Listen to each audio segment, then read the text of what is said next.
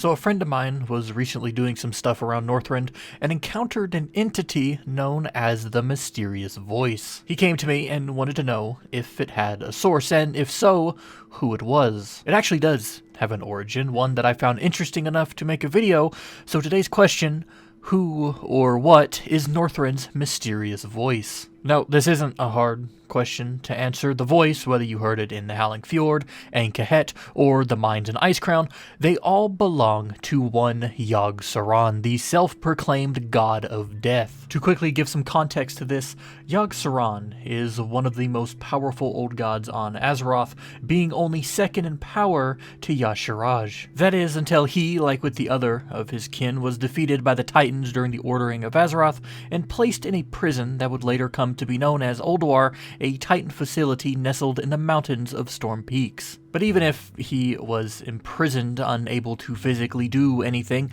Yogg could still enact his will on the people of Azeroth using well-placed, seemingly ominous whispers. He would do so in and around heavy concentrations of an ore called serenite. Now, serenite is an ore native only to Northrend, but to call it native is it's wrong. It's not technically native to Northrend. It is unnatural. It is not a normal occurrence on Azeroth like cobalt, copper, or laystone. You see, serenite is called by the Tuskarr people the black blood of yogg-saron, connecting it to the old god under Ulduar. In places like the Whispering Gulch, the ore has been shown to corrupt the weak-minded and drive people to violent insanity. So for the living, the metal is usually not worth the risk, but for the dead, the Scourge, any undead actually, are completely unaffected by the old god's messages. They can still hear them, of course, but the undead, whether they be Scourge, Forsaken, or Ebon Blade,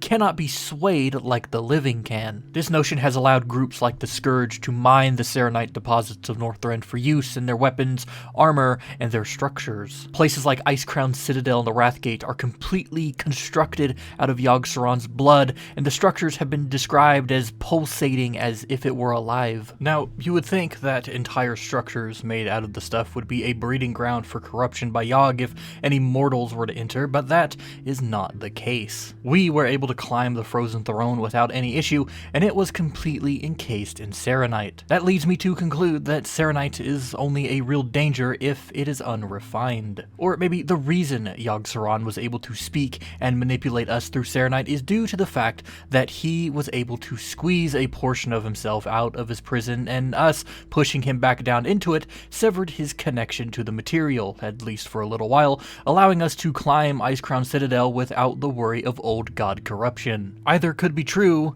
Your guess is as good as mine. If you have any questions, comments, or concerns regarding this video, Warcraft, or its lore, you can leave them in the comment section down below, and I'll be sure to read each and every one of them.